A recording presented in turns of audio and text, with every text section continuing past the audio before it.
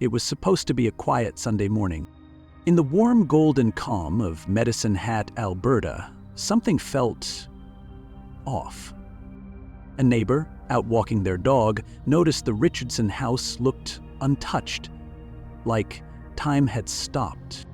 The family truck sat parked in the driveway. Lights glowed softly behind the curtains. But no one answered the door. Inside, nothing stirred. No footsteps, no voices. Just a stillness that didn't feel peaceful, it felt wrong. Inside that red-trimmed, ordinary-looking house, a nightmare had already unfolded. 3 members of the Richardson family were dead, and their 12-year-old daughter? She was gone. At first, the town feared the worst, a kidnapping, a break-in turned massacre. Maybe Jasmine had been taken by the same person who murdered her family. But the truth was something far more unthinkable, because the girl everyone thought was missing wasn't missing at all. She was with him, she was smiling, and she was drenched in blood. This is Grimvault. We don't just recount true crime, we try to understand it. The people, the choices, the shadows behind the headline. Some stories don't just haunt, they ask hard questions. Let's begin. Mark and Deborah Richardson believed Medicine Hat was the perfect place to raise a family, and on the surface they had done just that. They weren't strangers to hardship. Mark had spent years climbing out of addiction. Deborah carried her own quiet burdens, the kind she masked with a warm maternal smile. When they met in a support group in Ontario, something clicked. They were survivors, builders, and together they began to heal. Eventually, they made a new life in Medicine Hat, a modest home, a quiet cul-de-sac, a fresh start. Mark worked steadily to support the family.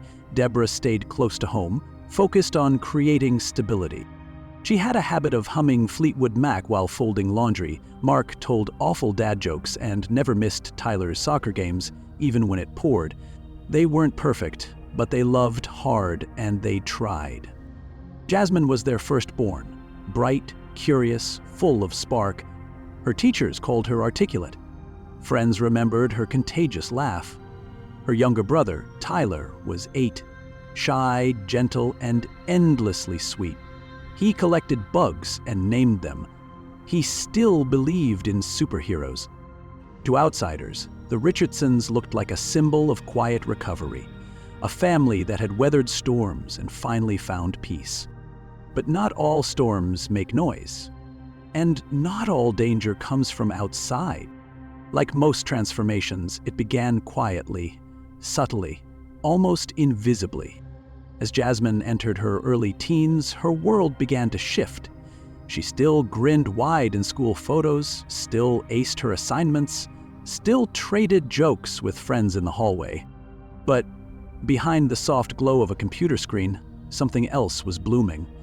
A new identity, a darker one. It was the early 2000s, the chaotic dawn of social networking. While most teens were customizing glittery MySpace pages or chatting about bands, Jasmine found something different, something dangerous, a digital doorway that offered escape, and she stepped through it. First came MySpace, then VampireFreaks.com, a niche haven for goths and emos.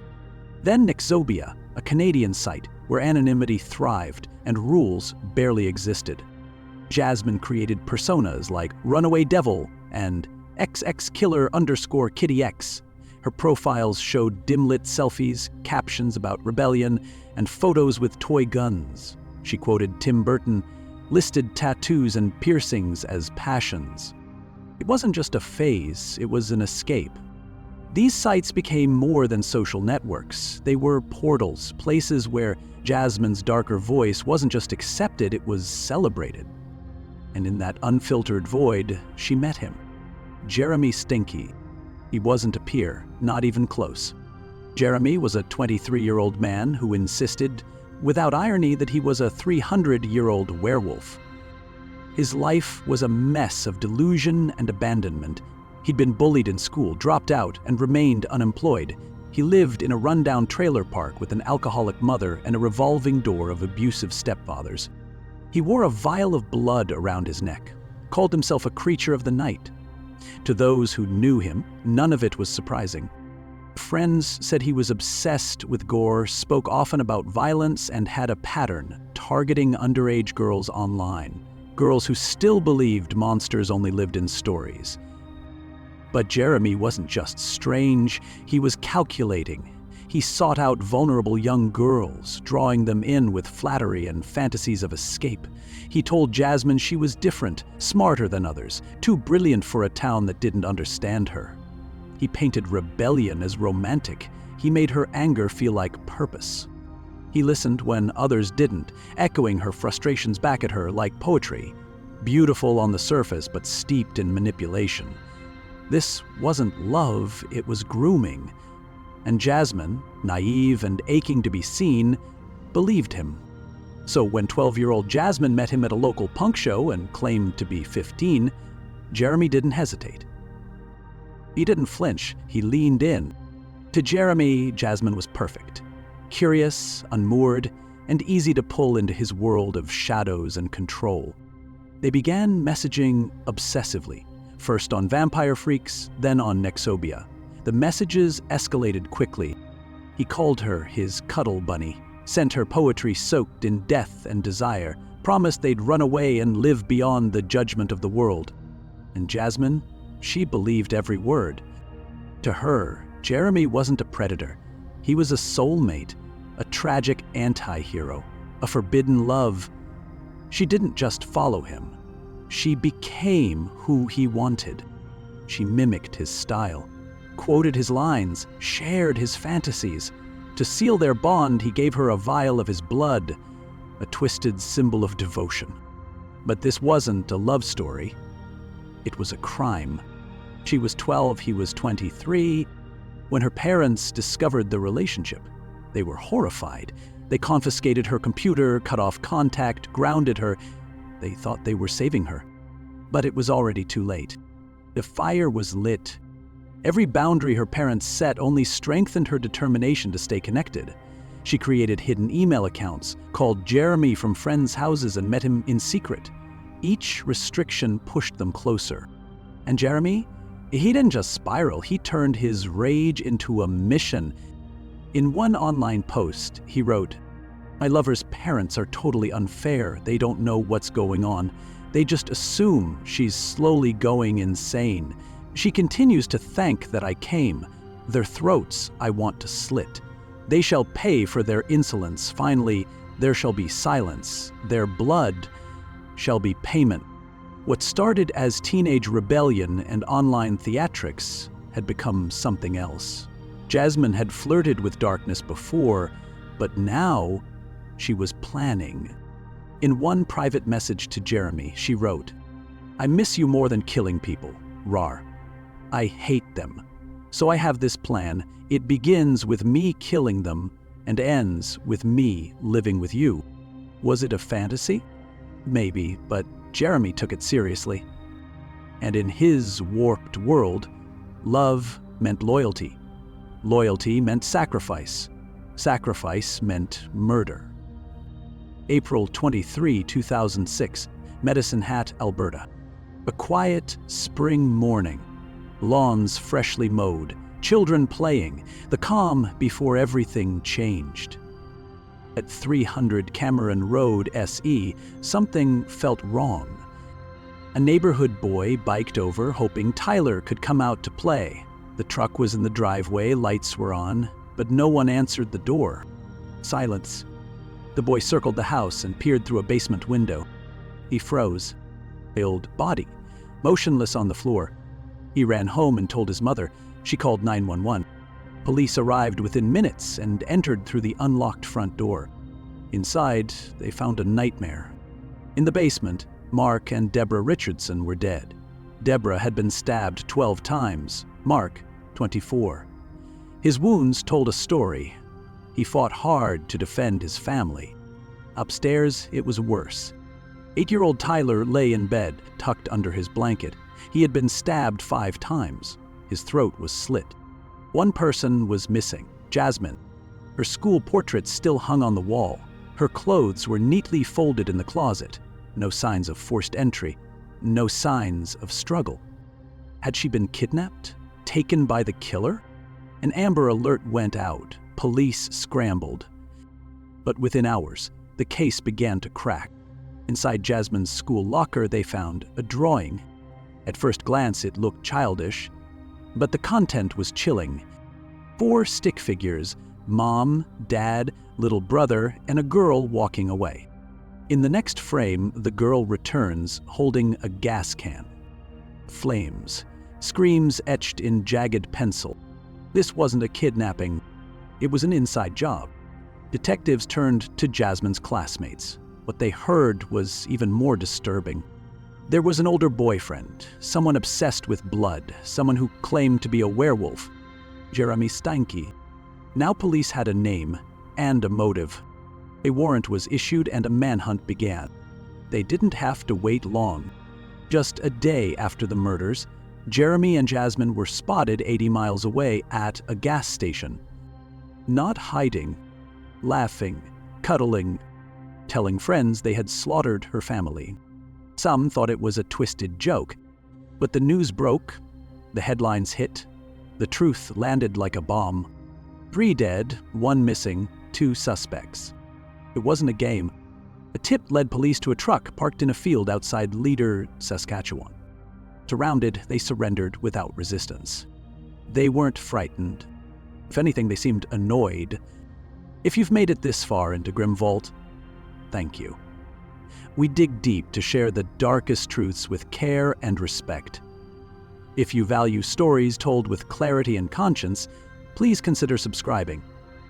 It helps us keep going. Soon, the truth began to unravel. Jeremy confessed. He said he killed Jasmine's parents because she asked him to. She wanted freedom, a future, and he, her self-proclaimed werewolf protector, wanted to give her everything. Jasmine told a different story. She claimed it was fantasy, just words, just venting. But the evidence didn't lie. The chat logs, the poem, the drawing, the blood vial, and most haunting of all, the plan. April 22, 2006. Jasmine unlocked the front door and let Jeremy in. She crept upstairs. He descended into the darkened basement, the air cold and still.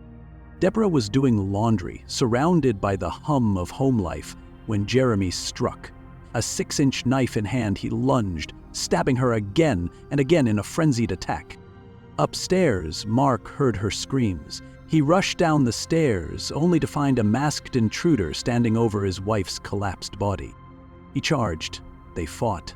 Mark tried to wrest the knife away, but he was outmatched. Jeremy overpowered him and stabbed him 24 times. In the chest, in the back, the wounds told a story of a man who fought to the very end. As Mark collapsed, his strength fading, he managed one final question. But why? Jeremy looked down at him, expression flat. Because your daughter wanted it this way. Upstairs, another life hung in the balance. Jasmine was supposed to kill her little brother. The truth of what happened next remains murky. Jeremy claimed Jasmine did it. She insisted she froze and that Jeremy stepped in. What's certain is this. Tyler, just 8 years old, was found in bed beneath a blanket soaked in blood. His throat had been cut. He had been stabbed 5 times. After the murders, Jasmine didn't run. She calmly called a taxi, climbed in, rode to Jeremy's trailer in Leader, Saskatchewan. The driver later told police she greeted him with a smile. In June 2007, Jeremy Steinke stood trial. He was convicted of 3 counts of first-degree murder and sentenced to life in prison. No chance of parole for 25 years, the maximum under Canadian law. Jasmine, referred to as JR in court, was tried separately. She was 12 years old when it happened. Under the Youth Criminal Justice Act, she couldn't be sentenced as an adult. The most the court could impose was 10 years, a sentence that included time in psychiatric care, a youth facility, and eventual supervised reintegration. To many Canadians, that didn't feel like justice. How could someone involved in the murder of her entire family walk free in just a decade? But Canada's youth justice system prioritizes rehabilitation over retribution, especially for minors. The court believed Jasmine could change. And over time, it seemed she might have. Psychologists described her as remorseful. She cut ties with Jeremy, engaged in therapy, pursued education, and participated in reintegration programs. Eventually, she enrolled at Mount Royal University under a sealed identity. In 2016, 10 years after her family's murder, Jasmine Richardson was released. Her record was expunged. She now lives somewhere in Canada. A new name, a new identity, a life rebuilt from the ashes. Jeremy, meanwhile, remains behind bars. Even before the murders, he had all the markings of a predator: manipulative, delusional, violent. But Jasmine? She walks free. And that raises uncomfortable questions. Can a child truly grasp the permanence of murder? Was Jasmine manipulated into darkness, or did she choose to descend into it? To this day, opinions remain divided. Was she a victim, or was she a killer who happened to be 12? Canada's courts saw potential for healing, but the people of Medicine Hat? They still live with the wound. Mark and Deborah Richardson had only wanted to protect their daughter. They never imagined the danger would come from within. And Tyler, just a boy, barely 8, was caught in the middle of a nightmare he could never understand. 3 lives erased. 3 names that should never be forgotten. Mark Richardson, Deborah Richardson, Tyler Jacob Richardson. Let us remember them not for the tragedy that ended their lives, but for the love and light they brought while they lived. This is Grim Vault, where we honor the victims and examine the darkness that surrounds them. If you value true crime storytelling that's immersive, ethical, and respectful, please consider subscribing. Until next time, stay safe, stay kind, and take care of each other.